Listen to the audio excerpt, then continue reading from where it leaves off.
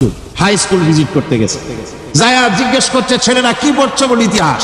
ঠিক আছে, ইতিহাস থেকেই প্রশ্ন করবে, বলতো চীনের প্রাচীর কে ভেঙেছে? ছেলেরা জবাব দিচ্ছে, তুমি বলো, তুমি বলো। কেউ বলছে, বেঞ্চের কোনা যে ছেলেটি সে বলছে সর্বনাশ, কেউ যখন স্বীকার করে না এটা তো আমার মাথায় আসবে। সব শেষ ইন্সপেক্টর তাকে বলছে, তুমি বলো তো কে ভেঙেছে চীনের প্রাচীর? কয় স্যার, গ্রামে আমার দুষ্টমির যথেষ্ট বদনাম আছে, কিন্তু চীনের প্রাচীর ভাঙার মতো দুষ্কর্ম আমি করি নাই। ইন্সপেক্টর খুব রেগে গেলেন, মাস্টারের দিকে তাকালেন, এই বুঝি আপনার ইতিহাস পড়ানো? মাস্টার ইন্সপেক্টরের বিরক্তি ভরা মুখ দেখে বলছেন, স্যার রাগ করবেন না, এসব ছাত্র তো আমার, ওদের অবস্থা তো আমি জানি। আপনি আসছেন ঢাকা থেকে, আপনি জানবেন কি? আমি হলপ করে বলতে পারি আমার ক্লাসের কোন ছাত্র চীনের প্রাচীর ভাঙে নাই। ইন্সপেক্টর রাগ হইয়া চলে গেছে হেডমাস্টারের রুমে, যায় বলছে যে আমি আপনার স্কুলের গ্রান্টকে আমি নাকচ করে দেব, মঞ্জুরি আমি ক্যান্সেল করে দেব। কেন? এই অবস্থা। হেডমাস্টার বলছে, স্যার রাগ করবেন না, আপনার জন্য কিছু টাকা পয়সাও রাখছি হাদিয়া, বড় একটা চর্বিযুক্ত খাসিও জবাও করা হয়েছে, পুকুর থেকে রুই মাছ তোলা হয়েছে। তারপরেও আমার ছাত্ররা, টিচাররা বলার পরেও যদি আপনার সন্দেহ হয়ে থাকে যে আমার ছাত্ররাই ভাঙছে, তো ওই আপনি অসন্তুষ্ট হবেন না, রাগ করবেন না স্যার, ওই প্রাচীর ভাঙতে যা খরচ লাগে আমি কিছু খরচ দেবো, তো আপনি রাগ করেন। এখন চিন্তা করেন, স্কুলের ছাত্র থেকে শুরু করে হেডমাস্টার পর্যন্ত জ্ঞানের বহর। তো বলতেছিলাম, আপনি আমি ওজন স্তরে ফাটল ধরিয়েছি, তার অর্থ এই নয় যে আপনারা গিয়ে ওখানে কুড়াল মারিয়ে ওটারে ভাঙছেন। তাহলে ওটা কি হয়েছে? কোরআনে কারিমে রব্বুল আলামিন বলেন, ওয়ামা আসাবাকুম মিন মুসিবাতিন ফাবিমা কাসাবাত আইদিকুম ওয়া ইয়াফু আন কাসীর। যত বিপদ তোমাদের উপর আরোপিত হয়, সমস্ত বিপদ তোমাদের দুই হাতের কামাই করা। কে বলছেন? আল্লাহ পাক। ওজন স্তরে ফাটল ধরেছে, এটা বিপদ, বিশ্ব সমস্ত মানব সভ্যতা সৃষ্টি জগতের জন্য বিপদ। এই বিপদের জন্য দায়ী পৃথিবীর মানুষ। কিরকম? সেটা হচ্ছে গাড়ির পেছন থেকে যে কালো ধোঁয়া বের হয়, কল কারখানার চিমনি থেকে যে কালো ধোঁয়া বের হয়, এই কালো ধোঁয়াগুলি, তারপরে সমস্ত কেমিক্যাল উইপেন সেগুলি যে টেস্ট করা হয়, তার রিয়াকশন ইত্যাদি, এই কালো ধোঁয়া এবং সমস্ত মারণাস্ত্রগুলি এক্সপেরিমেন্ট করার সমস্ত এই রিয়াকশনগুলি সবগুলি গিয়ে ওই ওজন স্তরে ফাটল ধরিয়ে দিয়েছে, আস্তে করে পাতলা হয়ে এটা ফেটে গিয়েছে, অতি বেগুনি রশ্মি আসা শুরু করেছে। এটাকে বন্ধ করার জন্য বিজ্ঞানীরা আজ মরিয়া হয়ে গিয়েছে। ইনশাআল্লাহ আল্লাহ পাক তার বিজ্ঞানীদের মানুষের মাথায় বুদ্ধি এনে দিবেন, রিপেয়ারও হয়ে যাবে ইনশাআল্লাহ। সবাই বলেন ইনশাআল্লাহ। তাহলে বললাম কেন এই কথাটা? এই জন্য বললাম যে কোরআনে কারীমের মধ্যে আল্লাহ রাব্বুল আলামিন সব কথা বলে দিয়েছেন, কোনো কথা বাদ রাখেন নাই। পাহাড়গুলি ভেঙে আমরা ক্ষতি করতেছি, গাছগুলি কেটে আমরা ক্ষতি করতেছি, প্রকৃতির ভারসাম্য নষ্ট করে দিচ্ছি, ফলে সমুদ্রের পানি স্ফীত হচ্ছে, ভূমিকম্প বাড়তেছে, ঘূর্ণিঝড় হচ্ছে, টর্নেডো হচ্ছে, পৃথিবী বিধ্বস্ত হয়ে যাচ্ছে, ক্লাইমেটের পরিবর্তন আসছে। আজকে পৌষ মাস, এটা কি মাস? কত তারিখ? দেখেন বাংলা ভাষাকে কত মহব্বত করি। যদি বলি আজকে ডিসেম্বরের কত তারিখ, গড়গড় করে মুখস্থ হয়ে যাবে। বাংলারে খুব ভালোবাসি, মাসটার তারিখ বলতে পারলাম না, দুঃখিত। এই হলো আমাদের ভালোবাসা। আজকে পৌষ মাসের অর্থেও শেষ হয়ে যাচ্ছে, অথচ মনে হচ্ছে শীত যেন তার শ্বশুর বাড়ি বেড়াতে গেছে। এই যে অবস্থা, এই অবস্থা শুধু বাংলাদেশে নয়, গোটা পৃথিবীতে ক্লাইমেটের একটা বিরাট পরিবর্তন আসতেছে, একটা বড় রকমের পরিবর্তন আসতেছে। এর কারণ হচ্ছে এই পৃথিবীর মানুষেরা নিজেরাই প্রকৃতির ভারসাম্যকে নষ্ট করে দিয়েছে। এই ভারসাম্য নষ্ট হওয়ার কারণে আবহাওয়ার পরিবর্তন হচ্ছে, সামুদ্রিক জলোচ্ছ্বাস বাড়তেছে, ভূমিকম্প, আগ্নেয়গিরি ইত্যাদি হচ্ছে এবং পৃথিবীর মানুষ বিধ্বস্ত হচ্ছে। বলতেছিলাম এই কোরআনে কারীমের মধ্যে আল্লাহ পাক সব কথা বলে রেখেছেন, যদি জানতাম বুঝতাম তাহলে এই অবস্থার সৃষ্টি হতো না। এটা বিজ্ঞানের বই নয়, রাজনীতির বই নয়, সমাজনীতির বই নয়, বরং সমস্ত নীতিমালার উচ্চ জ্ঞানের উচ্চ হচ্ছে আল কোরআন। জ্ঞানের উচ্চ কি? আরো জোরে বলেন, জ্ঞানের উচ্চ কি? আল কোরআন। পবিত্র কোরআনে এমন এমন ঘটনা আল্লাহ পাক বলেছেন যা ষষ্ঠ শতাব্দীর দুনিয়া এ সম্পর্কে কিছুই জানতো না। অবশ্য কিছু কিছু ঘটনা ইহুদিদের কিতাবে অতিরঞ্জিত আকার এবং বিকৃত অবস্থায় এসেছে, কিন্তু কোরআনে কারীম দুনিয়ার মানুষকে আদম সৃষ্টি, নূহের বন্যা, তারপরে মুসা আলাইহিস সালাম ফেরাউনের ঘটনা, ইব্রাহিম আলাইহিস সালামের নমরুদের ঘটনা এবং ইউসুফ আলাইহিস সালামের কাহিনী সবগুলিকে সুন্দর করে কোরআন শরীফ উপস্থাপনা করেছে রাসূলের মাধ্যমে, যা পৃথিবীর ইতিহাসে কেউ জানতো না। সেগুলি আল্লাহ পাক জানাইছেন কিভাবে? কোরআনে কারীম বলছে, তিলকা মিন আম্বাইল গায়বি নূহিহা ইলাইকা মা কুনতা তা'লামুহা আনতা ওয়ালা কওমুকা মিন ক্বাবলি হাযা। এখন সব অজ্ঞাত ঘটনা, সমস্ত ঘটনাগুলি আল্লাহ পাক তার হাবিবকে শুনিয়ে বলে দিলেন, সব অজ্ঞাত ঘটনা যা তুমি জানতে না, তোমার কোনো জানা ছিল না, আমি ওহীর মাধ্যমে তোমাকে সব জানাইছি। ইউসুফ আলাইহিস সালামকে যখন তার ভাইয়েরা কুয়ার মধ্যে ফেলে দিতেছিল তখন তুমি উপস্থিত ছিলে না, এই ঘটনা ওহীর মাধ্যমে আমি জানালাম। মুসা আলাইহিস সালামকে যখন ফেরাউন দরিয়ার ভিতরে ফেলে দিল, সেই সময় তুমি সিনাই পর্বতের পাশে দাঁড়িয়ে সব দৃশ্য লক্ষ্য করনি, অথচ আমি ওহীর মাধ্যমে সব তোমাকে খুলে খুলে বলে দিয়েছি। আল্লাহ পাক সমস্ত ঘটনাগুলিকে বলে বলে কোরআন শরীফের মধ্যে সব সাজিয়ে দিলেন, বলে দিলেন। তিনি বললেন, ওয়ামা কুনতা বিজানিবিল গারবিয়্যি ইয কাদাইনা ইলা মূসাল আমরা ওয়ামা কুনতা মিনাশ শাহিদিন। ফেরাউন যে মুসার সঙ্গে যে ব্যবহারটা করলো, এ সময় সেখানে তুমি উপস্থিত ছিলে না, আমি ওহীর মাধ্যমে তোমাকে তা জানিয়েছি। কাযালিকা নাকুসসু আলাইকা মিন আনবাই মা ক্বাদ সাবাকা ওয়া ক্বাদ আতাইনাকা মিন লাদুন্না যিকরা।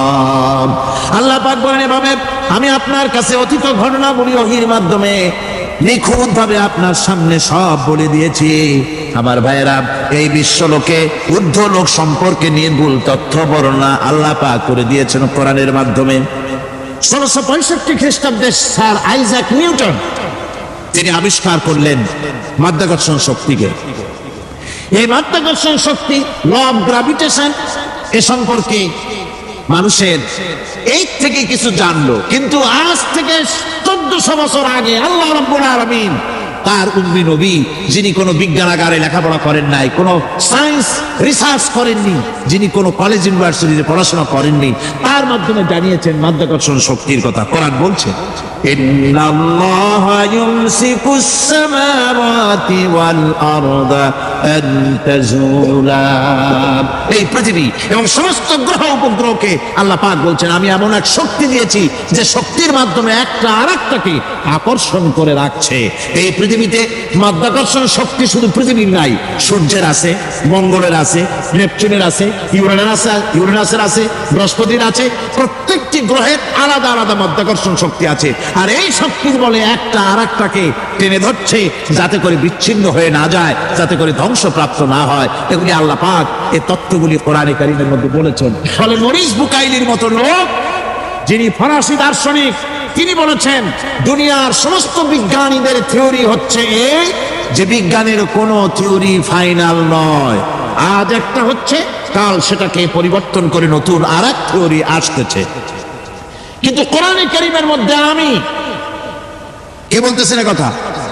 না না না, মরিস বুকাইলি বলছে, কোরআন শরীফের ভিতরে আমি যে বিজ্ঞানের তথ্য পেয়েছি, থিওরি পেয়েছি, তার কোনো পরিবর্তন আজও হয় নাই, ভবিষ্যতেও হওয়ার কোনো সম্ভাবনা নাই। মরিস বুকাইলি মনে করেছিলেন বেদ আর বাইবেলে যেমন ভুল আছে, কোরআন শরীফে ওই রকম ভুল আছে, নাউজুবিল্লাহ। সেই জন্য তিনি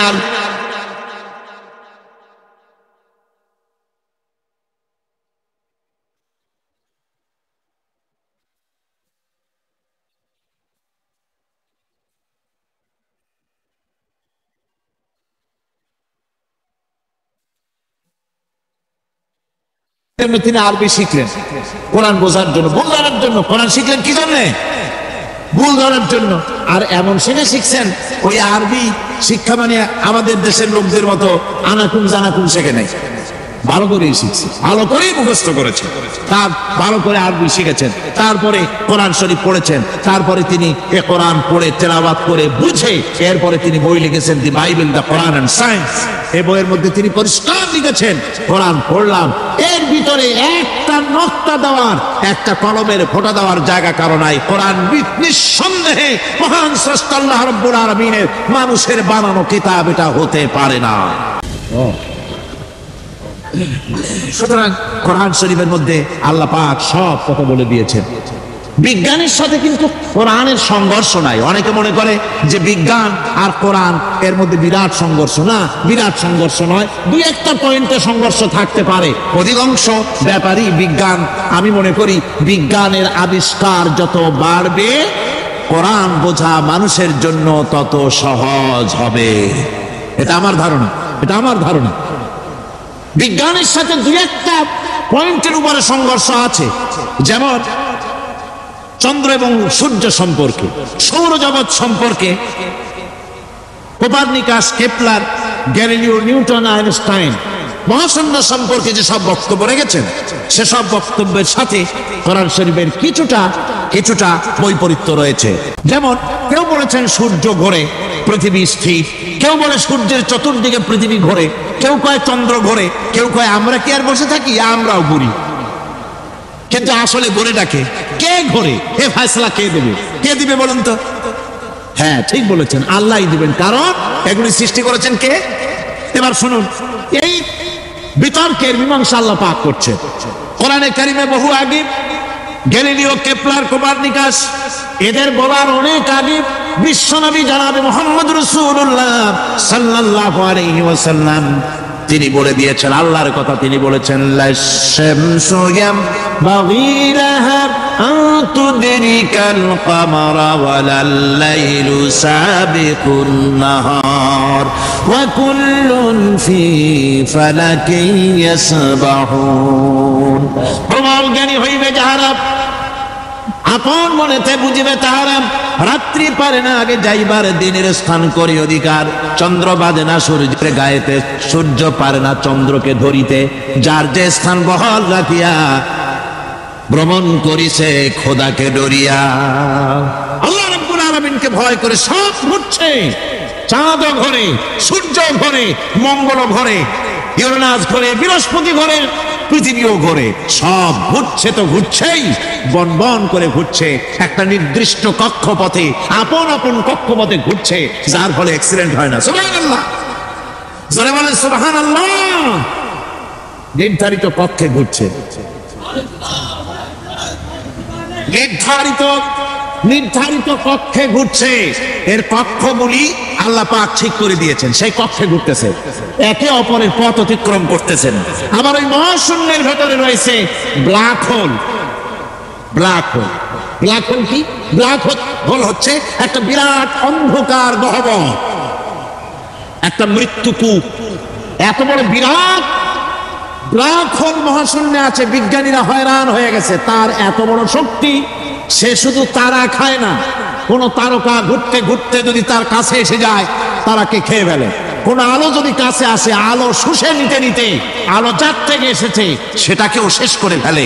এ ধরনের একটা দারুণ আকর্ষণী শক্তি তার মধ্যে আল্লাহ সৃষ্টি করেছেন। একটা ব্ল্যাক হোল আছে মহাশূন্যের ভিতরে, সূর্য, চন্দ্র, গ্রহ, নক্ষত্র, যে সূর্য পৃথিবীর চাইতে 13 লক্ষ গুণ বড়, এমন 2 কোটি সূর্য খাইয়া হজম করতে পারে, এত বড় ব্ল্যাক হোল আল্লাহ তৈরি করে রেখেছেন মহাশূন্যের উপরে। রয়েছে মিল্কি ওয়ে, রয়েছে গ্যালাক্সি, অন্তত 10,000 কোটি, 10 সহস্র কোটি তারকা দিয়ে সমৃদ্ধ গ্যালাক্সি মিল্কি ওয়ে, যেটা অন্ধকার রাত্রে, তারকা সজ্জিত রাতে উত্তর দক্ষিণ দিকে টানা একটা পথের মতো দেখা যায়। এটা হচ্ছে গ্যালাক্সি, এটাকে বলা হয় মিল্কি ওয়ে, এটা হচ্ছে ছায়াপথ। অসংখ্য তারকা এর মধ্যে রয়েছে। কত বড় বড় তারকা, অনেক দূরে, তাই আমরা দেখি বিন্দু বিন্দু, আসলে কি বিন্দু না। কত বড় জানেন? বিজ্ঞানীরা বলেছেন দৈত্যের মতো বিরাট বিরাট তারকা আছে, যে সূর্য পৃথিবীর চাইতে 13 লক্ষ গুণ বড়। এরকমের সূর্যের অন্তত 3 কোটি সূর্য খাইয়া হজম করতে পারে, এরকম অসংখ্য তারকা মিল্কি ওয়ের ভিতরে আল্লাহ সৃষ্টি করেছেন। সুবহানাল্লাহ বিহামদিহি সুবহানাল্লাহ। আর মানুষ লাফায়, চার আঙ্গুল মানুষ খালি লাভ দেয় মোজ কত বলে রাখিয়া, কোন আনন্দে লাফাও, কি শক্তি তোমার। মহাশূন্যের তুলনায় এই পৃথিবীর অবস্থান কি জানেন? এই জন্য যত বেশি পড়াশোনা করবেন মাথা নত হয়ে যাবে। কমিউনিস্ট হয় ছাগলেরা, বুদ্ধিমান কোনোদিন কমিউনিস্ট হয় না। আর কমিউনিস্ট হয় ছাগলগুলি, যাদের আকল নাই, যাদের জ্ঞান নাই, বুদ্ধি নাই, ওরাই কমিউনিস্ট হয়। কোন চিন্তাবিদ, কোন বিজ্ঞানী কমিউনিস্ট হয় না। মাথা নত হয়ে যায়, আল্লাহর এই সৃষ্টি দেখে পাগল হয়ে নিঃসন্দেহে আল্লাহ আছেন, নইলে পরে এগুলি হয় কি করে? আমি চিন্তা করে পাই না কমিউনিস্ট হয় কেমন, কতখানি পাগল হইলে হয়।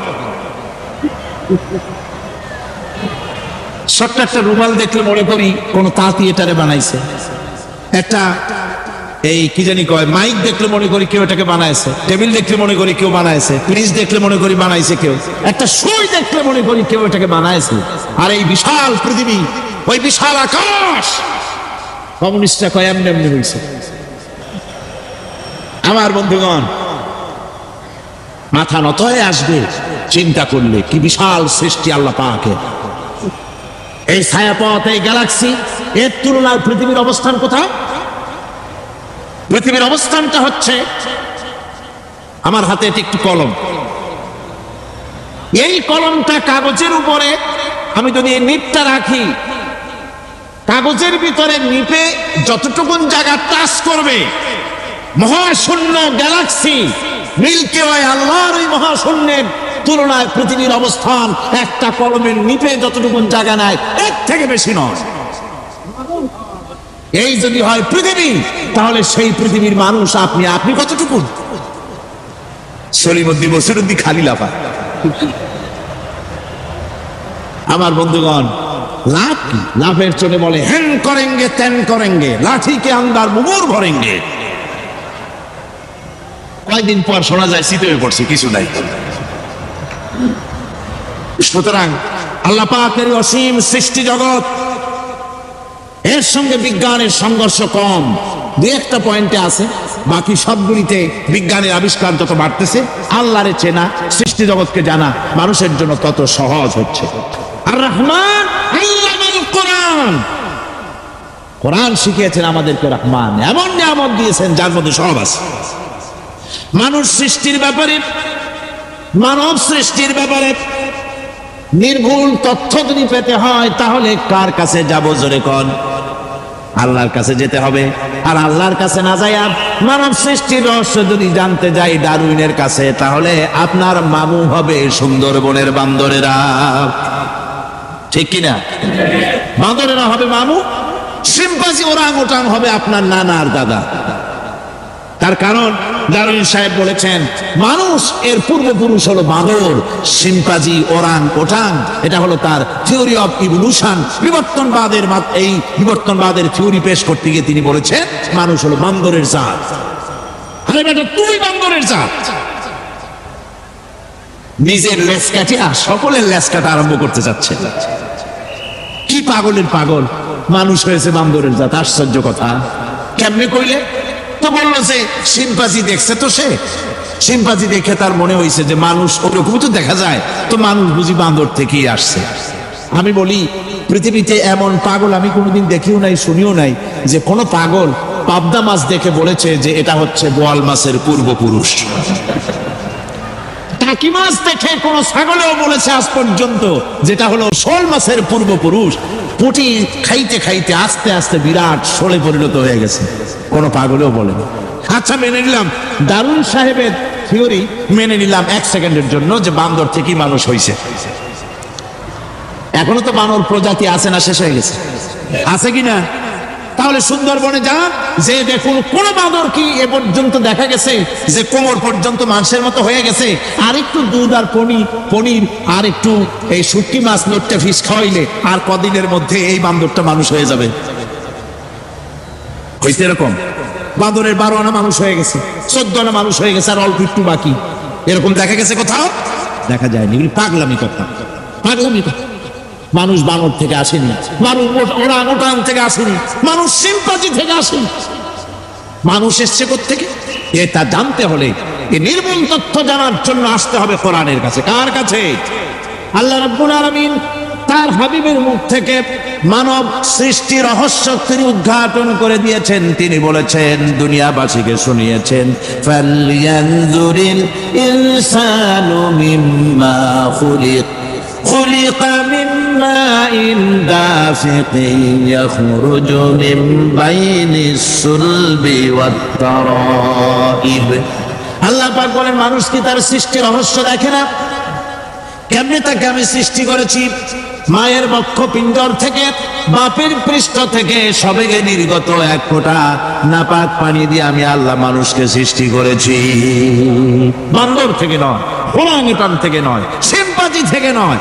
মানুষের অরিজিন মানুষ।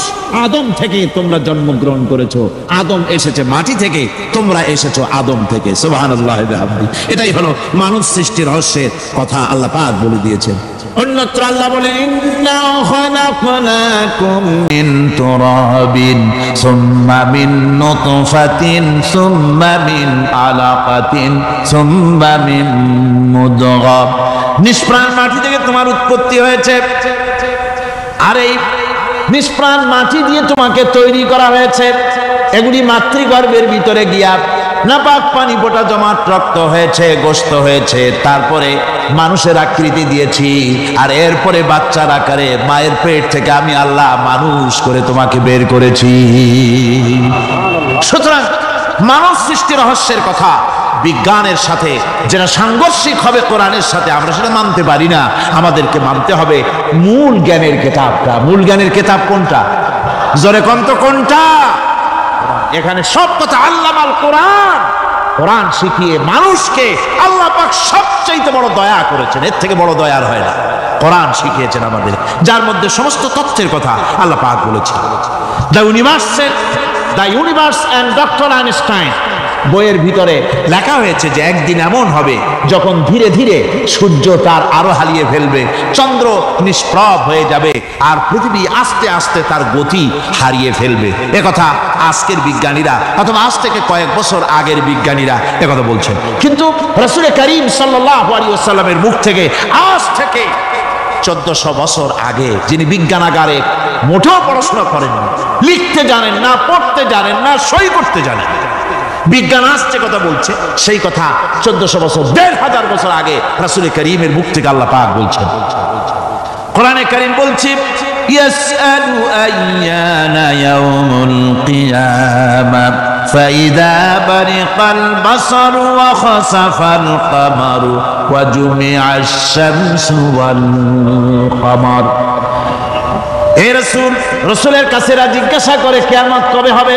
আল্লাহ পাক বলেন, বলে দিন যেদিন চন্দ্র তার আলো হারিয়ে ফেলবে, যেদিন সূর্য তার আলো হারিয়ে ফেলবে, আর চন্দ্র আর সূর্য সব একাকার হয়ে যাবে।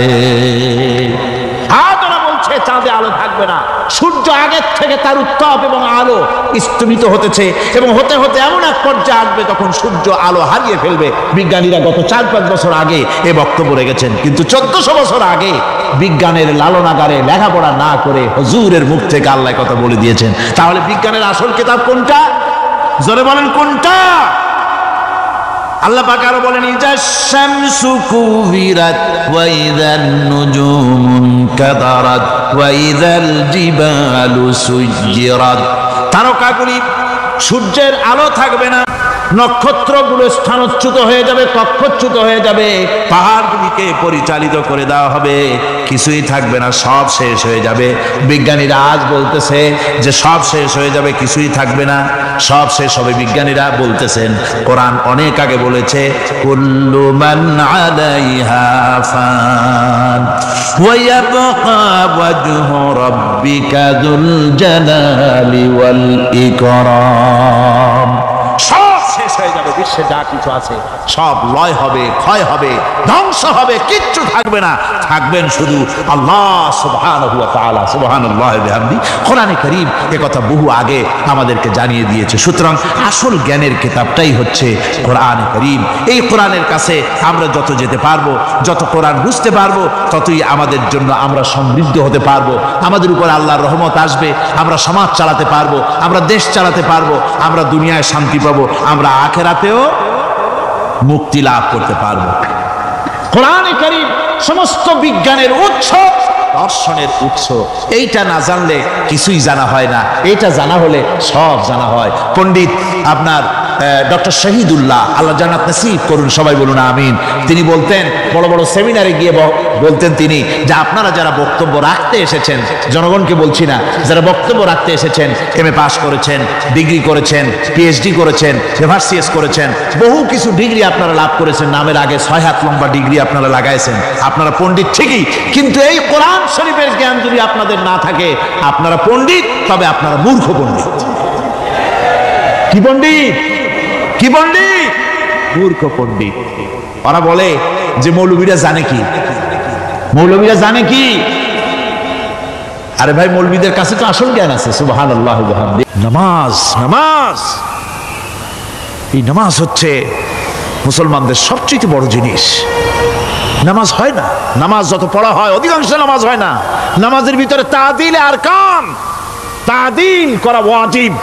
যতক্ষণ দাঁড়িয়ে থাকবেন, রুকুতে থাকবেন, যতক্ষণ দাঁড়ায় থাকবেন ততক্ষণ অন্তত এক তাসবিহ পরিমাণ তো বটেই।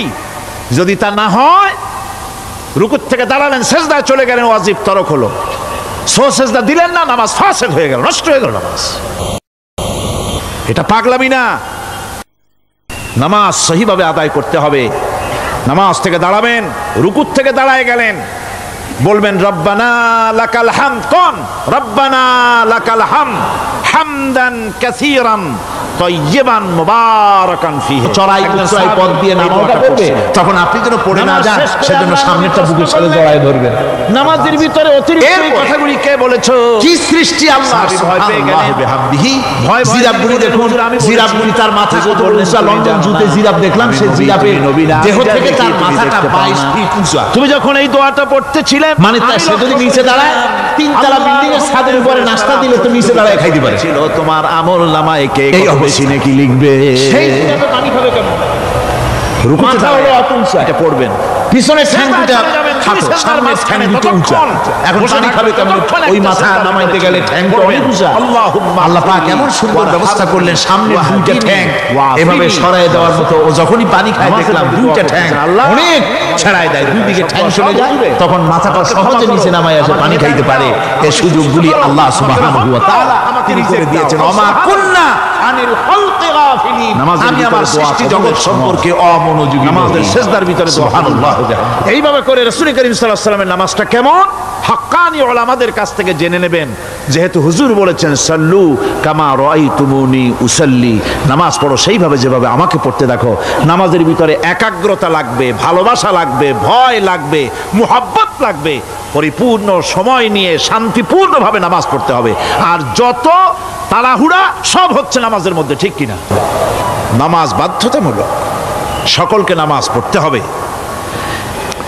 নামাজ হচ্ছে অপকর্মের প্রতিবন্ধক। নামাজ পড়লে অন্যায় কাজ থেকে বাঁচার পথ। অন্যায় থেকে বাঁচাই কিসে? নামাজ। আল্লাহ রাব্বুল আলামিন বলেন, উতলু মা উহিয়া ইলাইকা মিনাল কিতাবি ওয়া কিমিস সালাম ইন্নাস সালাতা তানহা আনিল ফাহশাই ওয়াল মুনকার। হে নবী, এই কিতাব তেলাওয়াত করো, যা তোমার প্রতি অবতীর্ণ করা হয়েছে, এই কিতাব তেলাওয়াত করো আর নামাজকে প্রতিষ্ঠা করো। নিঃসন্দেহে নামাজ মানুষকে পাপাচার থেকে বাঁচায়া দেয়। অশ্লীলতা, পাপাচার থেকে মানুষকে বাঁচায় কে? জোরে চিল্লায় কোন কে? নামাজ। এই নামাজ মানুষকে অন্যায় কাজ থেকে বাঁচায় দেয়। নামাজ যে মানুষকে অন্যায় কাজ থেকে বাঁচায়, কেমনে বাঁচায়? আমরা যে নামাজ পড়ি, এই নামাজে তো আমাদেরকে অন্যায় কাজ থেকে বাঁচাইতে পারে না। নামাজি বহুত মানুষ আছে অন্যায় করে, করে কিনা কোন? না করে না? করে। নামাজি অথচ অন্যায় করে, আর আল্লাহ বলছেন নামাজিকে, নামাজ তাকে অশ্লীলতা থেকে ফিরায়। তাহলে কথা কারটা ঠিক? আল্লাহরটা। জোরে বলেন কারটা ঠিক? অবশ্যই আমার আল্লাহর কথা হক। আমি ভুল করতেছি, আমি যেন কোথাও ভুল করতেছি, সামথিং ইজ রং, কোথাও যেন আমরা ভুল করে বসতেছি, সেই ভুলটা কি আমরা আবিষ্কার করতে চেষ্টা করবো ইনশাআল্লাহ। প্রথম যে কথাটা সেটা হচ্ছে এই যে আমরা যা নামাজে পড়ি আমরা তা বুঝি না। কথা ঠিক কিনা? আমি যদি এখন প্রশ্ন করি সামি আল্লাহু লিমান হামিদা অর্থ কি কোন, ফার্স্ট ডিভিশনে কয়েকটা লেটার নিয়ে ফেল করবেন এরকম লোক আছেন না নাই? সুবহান রাব্বিয়াল আলা অর্থ কি জানি না, সুবহান রাব্বিয়াল আযীমের অর্থ কি জানি না, দোয়া কুনুত অর্থ কি জানি না, তাশাহুদ অর্থ কি জানি না, সূরা ফাতিহার অর্থ কি জানি না, এমন কি উযুর মধ্যে কয়টা ফরজ তাও অনেকের জানা নাই। কথা কি বেশি বললাম না ঠিক বলছি? একজনে জিজ্ঞেস করলো, মিয়া উযুতে কয় ফরজ? কয় হুজুর কি মনে করেন যে বুঝি জানি না, এটা তো সাধারণ ব্যাপার, বলেন না কয় ফরজ? কয় উযুতে তো 17 ফরজ। কি কি? কয় হাত ধোয়া, পাও ধোয়া, মুখ ধোয়া, নাক ধোয়া, চোখ ধোয়া, জিহ্বা ধোয়া, মাথা ধোয়া। বলতে বলতে গুনে দেখা গেল প্রায় 19টার মতো বলছে। বলা হলো মিয়া বললেন আপনি উযুতে ফরজ 17টা, কইলেন আপনি 19টা। কয় হুজুর জানি আরো, বলি না আপনাদের ভয়তে। উযু জানে না, নামাজ জানে না, তাকে এই নামাজ কেমনে ফিরাবে অন্যায় কাজ থেকে? কথা বুঝতে পেরেছেন? নামাজে আল্লাহু আকবার বললাম, এরপরে সানা পড়লাম, তারপরে সূরা ফাতিহা পড়লাম। সূরা ফাতিহার ভেতরে যে সমস্ত কথাগুলি বললাম সেই কথাগুলি বুঝি না, কি বলেছি তাও জানি না। এরপরে সুবহান রাব্বিয়াল আলা বলেছি, সুবহান রাব্বিয়াল আযীম বলেছি, সামি আল্লাহু লিমান হামিদা বলেছি, অর্থ কি জানি না। আল্লাহ তা শুনতে পান, যে ব্যক্তি আল্লাহর প্রশংসা করেন তিনি তা শুনতে পান। নামাজের মধ্যে আইডিয়া দেওয়া হচ্ছে তুমি যে আল্লাহর জন্য নামাজ পড়তেছো, প্রশংসা করতেছো, এটা এমন নয় যে আল্লাহ পাক দেখছেন না বা শুনতেছেন না। তুমি যা বলতেছো, প্রশংসা করতেছো, আল্লাহ পাক তা শুনতে পাচ্ছেন। সামি আল্লাহু লিমান হামিদা। সুবহান রাব্বিয়াল আলা, আমি মহান সর্বশ্রেষ্ঠ আল্লাহ রাব্বুল আলামিনের পবিত্রতা ঘোষণা করছি, আমি তার প্রশংসা করছি। সূরা ফাতিহার কি আমরা বলি আপনারা ব্যাখ্যা দেখে বুঝে নিয়েন, সেগুলি আমি এখানে বলে বাকি কথা সব শেষ করতে পারবো না। নামাজে কি পড়েন সেটা যদি জানতেন অবশ্যই আল্লাহ রাব্বুল আলামিনের কথা কার্যকরী হয়ে যেত। ইন্নাস সালাতা তানহা আনিল ফাহশাই ওয়াল মুনকার। নামাজ মানুষকে পাপের কাজ, অশ্লীলতা থেকে ফিরাতে পারে। আল্লাহ ইন্না বসায়ছেন, নিশ্চয়ই, বেশক, অবশ্যই নামাজ পাপ থেকে ফিরাবে। কিন্তু কেমনে ফিরাবে নামাজ তো বুঝি না, নামাজ তো বুঝি না। খালি সেজদা দেয় জনমের মতো, আর সেজদা কি? নামাজে যদি দেখে ইমাম দেরি করতেছে, আত্তাহিয়াত পড়তে দেরি হয়ে যাচ্ছে, পিছন থেকে সিগন্যাল মারে, ঠিক কিনা? বেয়াদব, বেয়াদব। তোমার নামাজ, তোমার আত্তাহিয়াত আগে শেষ হয়েছে, তাতে কি হয়েছে? চুপ করে বসে থাকো। ইমামকে কাশি দিয়া সতর্ক করার অধিকার তোমার নাই। যদি ইমামকে সতর্ক করার জন্য কাশি দিয়ে থাকো, তোমার নামাজ ফাসেদ হয়ে যাবে। এটা ফাজলামি করার জায়গা না, এটা নামাজ। এর নাম কি? ধীরে সুস্থে নামাজ পড়তে হবে। অনেকে মসজিদটারে মনে করে জেলখানা, ঢুকতে যত দেরি, বেরোতে পারলে যেন বাসে যান ছটফট করে। সিনেমার মধ্যে গিয়ে ঘন্টার পর ঘন্টা বসে থাকে, খারাপ লাগে না? মসজিদে কেরাত যদি একটু লম্বা পড়ে, পিছনে বসে খালি কি যে করে মনে মনে বলতে থাকে যে ইমাম এমন কাঁচা ছাড়া ছাড়ি না। আর গান যখন শোনে শুনতেই থাকে, কত মজা, ঘুম আসে না। নাউযুবিল্লাহ। সুতরাং নামাজে কি পড়েন সেটা আপনাকে বুঝতে হবে। সঠিকভাবে নামাজ পড়ার পরও যদি কোনো মানুষের সঠিকভাবে, ভালো করে শোনেন, সঠিকভাবে নামাজ পড়ার পরেও যদি কোনো মানুষ পাপের থেকে না ফেরে, তাহলে বুঝতে হবে একথা, পানি আর সাবান দিয়া কাপড় ধুলে কাপড়ের ময়লা যাবে, কিন্তু পানি আর সাবান দিয়া কয়লা জনমের মতো ধুইলেও কয়লার ময়লা যাবে না। কথা বুঝে আসছে? এর থেকে আর উত্তম দৃষ্টান্ত আমার কাছে নাই।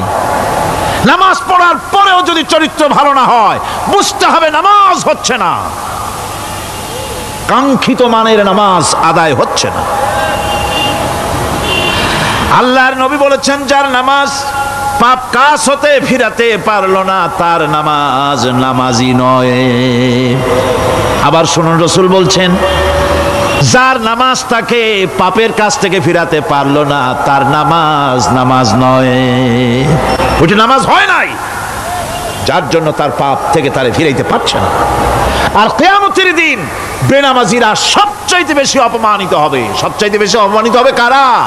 বেনামাজিরা। কিভাবে?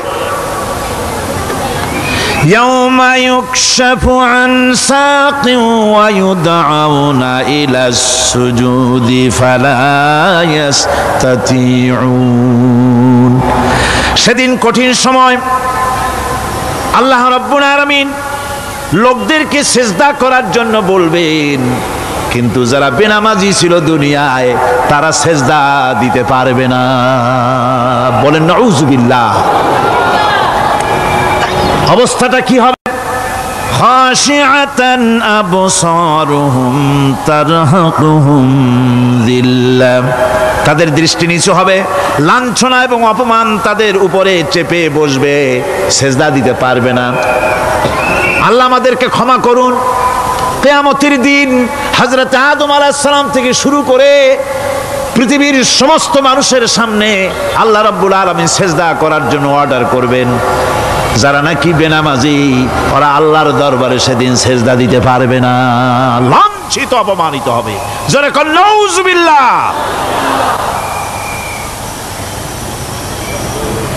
নামাজ, মুমিনের নামাজ একরকম, মুনাফিকের নামাজ হলো আর এক রকম। মুনাফিকরাও নামাজ পড়ে, পড়ে কিনা কন? মুনাফিকেরাও নামাজ পড়ে।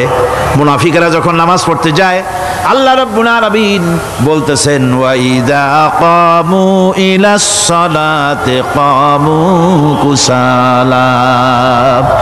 মুনাফিকেরা যখন নামাজ পড়তে দাঁড়ায়, নামাজে আসে ঠিক তারা, কিন্তু নামাজের জন্য দাঁড়ায় খুব শৈথিল্য ভারে, শৈথিল্যভাবে দাঁড়ায়, কাহিলি সুস্তি, এ জায়গা চুলকায়, পায়জামা ধরে টান দেয়, টুপিটা ঘুরে যায়, এদিক ওদিক তাকায়। মুনাফিকের নামাজ দেখলেই ঠিক পাওয়া যায় যে বেটা মুনাফিক। এইভাবে সে দাঁড়ায়। তার নামাজটা কি জন্য? ইউরাউনান নাসা ওয়ালা ইয়াযকুরুনাল্লাহা ইল্লা কালিলা। তাদের নামাজ হচ্ছে মানুষকে দেখাবার নামাজ। নাউযুবিল্লাহ। এখন দেখবেন এই মৌসুম আসছে, নামাজের মৌসুম, বেনামাজিদের নামাজের মৌসুম। জনসভা হচ্ছে, নির্বাচন আসতেছে, নামাজে রক্ত হয়ে গেছে, তাড়াতাড়ি আজান হয়ে গেল, টুপি না থাকলে রুমাল একটা মাথায় দিল, উজু আছে কি না আছে, আল্লাহু আকবার, যা আছে কপালে হয়ে যাক। মানুষকে দেখাবার জন্য এরা নামাজ পড়ে। এরা আল্লাহ শরণার্থে নামাজ খুব কম লোকই করে। এরা হচ্ছে মুনাফিক। দুনিয়া এবং আখিরাতে কল্যাণের জন্য একমাত্র মাধ্যম হচ্ছে নামাজ। দুনিয়াও যদি কল্যাণ চাই, আখিরাতেও যদি কল্যাণ চাই, তাহলে এর জন্য কি করতে হবে? কি করতে হবে? আমার কথা নয়, আল্লাহ রাব্বুল আলামিনের কথা শুনুন। রব্বুল আলামিন বলেন, ক্বাদ আফলাহাল মুমিনুন আল্লাযীনা হুম ফি সালাতিহিম খাশিউন ওয়াল্লাযীনা হুম লিয-যাকাতি ফাঈলুন ওয়াল্লাযীনা হুম লিফুরুজিহিম হাফিজুন। নিশ্চিতভাবে সেই সব মুমিন কল্যাণ লাভ করবে, নিশ্চিতভাবে। যারা, তারা হচ্ছে ওই সব লোক যারা নিজেদের নামাজ ভীতি মিশ্রিত, বিনয় ভাবে, ভীতি মিশ্রিত অবস্থায় বিনয়ের সাথে যারা নামাজ আদায় করে। যারা বেহুদা কাজ থেকে বিরত থাকে, যারা যাকাতের পন্থায় কর্মতৎপর হয়, আর যারা নিজের লজ্জাস্থানকে হেফাজত করে। এরপরে আল্লাহ পাক বলেন ওয়াল্লাযীনা হুম লিআমানাতিহিম ওয়া আহদিহিম রাউন ওয়াল্লাযীনা আলা সালাওয়াতিহিম ইউহাফিজুন ওয়াল্লাযীনা আলা সালাতিহিম হাফিজুন। আর যারা তাদের আমানতকে পূর্ণ করে, আমানত এবং তাদের ওয়াদা চুক্তি পূর্ণ করে, এবং যারা নিজেদের নামাজ সমূহকে পূর্ণভাবে হক আদায় করে নামাজ পড়ে, নামাজের যারা হেফাজত করে, এরা কারা? এরা হচ্ছে উলাইকা হুমুল ওয়ারিসুন আল্লাযীনা ইয়ারিসুনাল ফিরদাউসা হুম ফিহা খালিদুন। এরা হচ্ছে সেই সব লোক, এরা উত্তরাধিকার হচ্ছে জান্নাতের উত্তরাধিকার, জান্নাতুল ফিরদাউসে আল্লাহ রাব্বুল আলামিন এই গুণ বিশিষ্ট লোকদের জন্য জায়গা করে দিবেন। জোরে কোন সুবহানাল্লাহ। নামাজকে পড়তে বলা হয় নাই, কোরআন শরীফে বলা হয়েছে নামাজ কায়েম করো। কি বলা হয়েছে কন্ত দেখি? নামাজ কায়েম করো, নামাজ পড়ো। এই কথা কিন্তু কোরআন শরীফে কোনো জায়গায় আছে নাকি? এখন কায়েম করা কারে বলে? একটা গুরুত্বপূর্ণ আরেকটি বিষয়, নামাজ কায়েম করতে বলা হয়েছে। কায়েম কি? কায়েমটা হচ্ছে দৃষ্টান্ত স্বরূপ বলা যায় যে জিনিসটা সমাজে প্রতিষ্ঠিত আছে ওইটারে বলে কায়েম হওয়া, আর যেটা প্রতিষ্ঠিত নাই ওটা কায়েম নাই। কায়েম মানেই হলো প্রতিষ্ঠিত থাকা। যেমন আমাদের দেশে, আমাদের সমাজে নারী পুরুষ শিশু বৃদ্ধ সকলেই কাপড় পরা, শাড়ি পরা, লুঙ্গি পরা, এই কাপড় পরাটা কায়েম আছে, প্রতিষ্ঠিত আছে না নাই? যার কারণে কাপড় পরা সমাজে কায়েম আছে বলে উলঙ্গ মানুষ সমাজে খুঁজে পাওয়া যায় না, পাগল ছাড়া। ঠিক কিনা? একটা বাচ্চাকেও যদি উলঙ্গ হতে বলেন এখানে, 5 বছর 6 বছরের একটা বাচ্চাকেও, সে কিন্তু রাজি হবে না। ঠিক কিনা? যেহেতু কাপড় পরা সমাজে প্রতিষ্ঠিত আছে সেহেতু উলঙ্গ মানুষ পাওয়া যায় না, কাপড় পরাটাই এখানে প্রতিষ্ঠিত। সুতরাং এখন অবস্থাটা এই হয়েছে, কাপড় পরা প্রতিষ্ঠিত আছে বলে কোন উলঙ্গ মানুষ এসে যদি এই মঞ্চে দাঁড়ায় আর বলে আমাকে একটু বক্তৃতা করতে দেন, আপনারা কি করবেন? মঞ্চে তো উঠতেই দিবেন না। উলঙ্গ মানুষ যদি কোনো চাকরি নিতে যায় ইন্টারভিউতে, তাকে লাইনে দাঁড়াইতে দেবে? দেবে না। এমন কি উলঙ্গ হয়ে যদি বাড়িতে প্রবেশ করে, তার বউ দূর দূর করে তাড়ায় দেবে। ঠিক কিনা? যেহেতু সমাজের ভিতরে কাপড় প্রতিষ্ঠিত আছে, সেই জন্য এই উলঙ্গ মানুষ পাওয়া যায় না। অনুরূপভাবে নামাজ যদি প্রতিষ্ঠিত হতো সমাজের ভিতরে, তাহলে বেনামাজি খুঁজে পাওয়া যেত না। চাকরি করতে গেলে সেখানে নামাজ মানদণ্ড হয়ে যেত, নামাজ পড়ে কিনা তা দেখে নেওয়া হতো। বেনামাজি লোক পাওয়াই যেত না যদি প্রতিষ্ঠিত থাকতো। প্রথম প্রশ্নই হতো তুমি নামাজ পড়ো কিনা। ইলেকশনে যদি একজন উলঙ্গ মানুষ এসে দাঁড়ায়, ভাইরা এবার আমার বোতল মার্কা বাক্স, উলঙ্গ মানুষ এসে ভোটে দাঁড়াইছে, আপনারা ভোট দিবেন? দিবেন। ওইটা কাপড় প্রতিষ্ঠিত আছে বলে, লুঙ্গি প্রতিষ্ঠিত সমাজে আছে বলে উলঙ্গ মানুষকে আপনি ভোট দিবেন না। নামাজ যদি প্রতিষ্ঠিত থাকতো সমাজে, বেনামাজি মানুষ যদি এসে মঞ্চে দাঁড়ায়া যতই বলতো আমি ক্ষমতায় গেলে এই করব সেই করব, নামাজ প্রতিষ্ঠিত থাকলে পরে বেনামাজিরে কেউ ভোট দিত না। নামাজ যদি প্রতিষ্ঠিত থাকতো তাহলে অফিসের অফিসার তো দূরের কথা, বেনামাজি অফিসের ঝাড়ুদারের চাকরিও তার কিসমতে জুটত না যদি নামাজ প্রতিষ্ঠিত থাকতো। এর নাম হলো নামাজ কায়েম হওয়া। নামাজ কায়েম থাকলে এই অবস্থার সৃষ্টি হতো। এই জন্য আল্লাহ পাক বলেছেন নামাজকে কায়েম করতে হবে। নামাজ হবে সব ভালো কাজের মানদণ্ড। সমস্ত ভালো কাজের মানদণ্ড কি? নামাজ।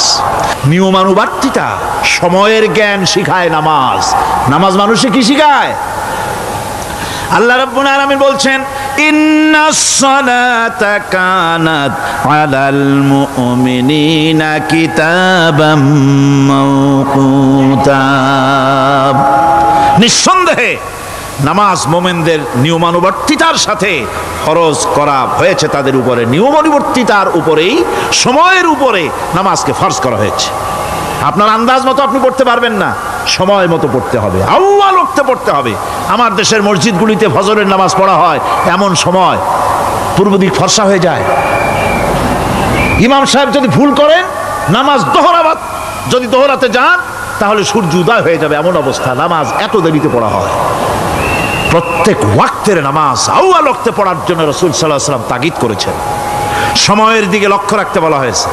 যেই জাতির, লক্ষ্য করুন, যে জাতির দৈনিক 5 বার টাইমলি, অক্ত মতো, সময় মতো নামাজ আদায় করতে হয়, দুর্ভাগ্যজনক সত্য, সেই জাতির কাছে সময়ের কোনো দাম নাই। এবার আমি আপনাদের সামনে বলতে চাই, আল্লাহর নবী জনাবে মুহাম্মদ রাসূলুল্লাহ সাল্লাল্লাহু আলাইহি ওয়াসাল্লাম নামাজের ব্যাপারে কি বলছেন। এতক্ষণ তো আল্লাহর কথা শোনালাম, কার কথা শোনাইছে? আমার আল্লাহর নবী বলেন, নবীকে প্রশ্ন করা হলো, ইয়া রাসূলুল্লাহ আইয়ু শাইইন আহাব্বু ইনদাল্লাহি ফিল ইসলাম, ইসলামের মধ্যে আল্লাহর কাছে কোন জিনিসটা বেশি প্রিয়? আল্লাহর কাছে ইসলামের কোন জিনিসটা বেশি প্রিয়? হুজুর বললেন, as-salatu li waqtiha, মান তারাকা সালাতান ফালা দীন লাহু ওয়াস-সালাতু ইমাদুদ্দিন।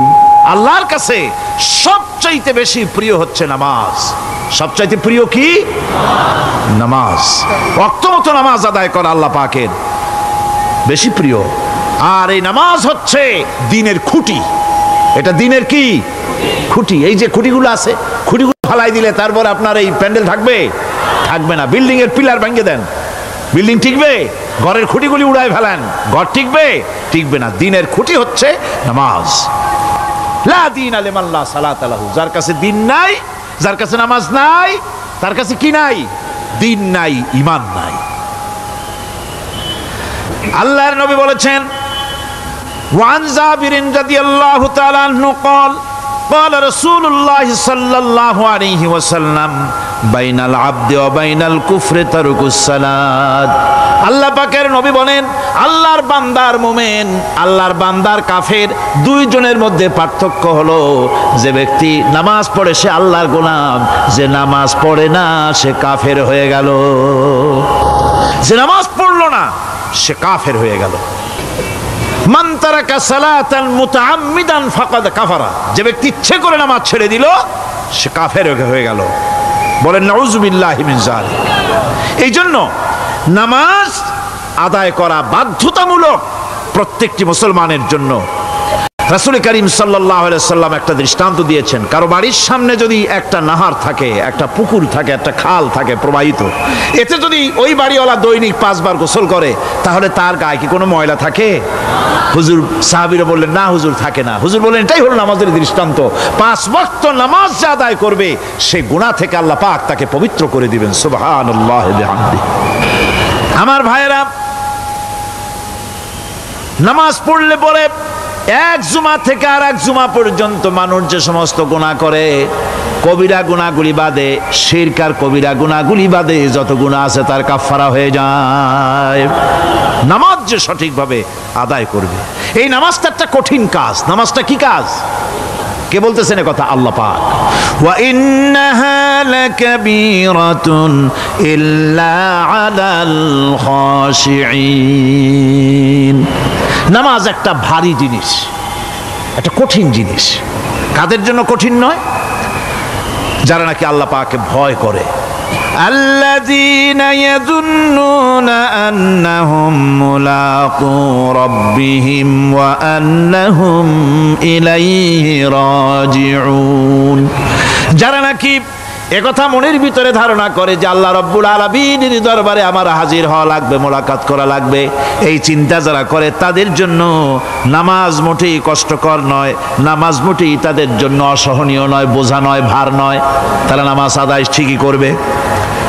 এই জন্যে বিবি বাল বাচ্চা সকলকে নামাজের জন্য তাগিদ করতে হবে। যত ভাই এখানে এসেছেন নিজেরা পড়বেন, বিবি বাল বাচ্চাকে তাকিদ করবেন। আল্লাহ পাক বলছেন ওয়ানজির আশিরাতাকাল আকরাবিন, তোমার নিকটবর্তী যারা আছে তাদেরকে তুমি আল্লাহর ভয় দেখাও, নামাজের জন্য তাদেরকে বলো, আল্লাহর ভয় তাদের অন্তঃকরণের মধ্যে সৃষ্টি করে দাও। আর এই নামাজ পড়তে হবে জামাতের সাথে।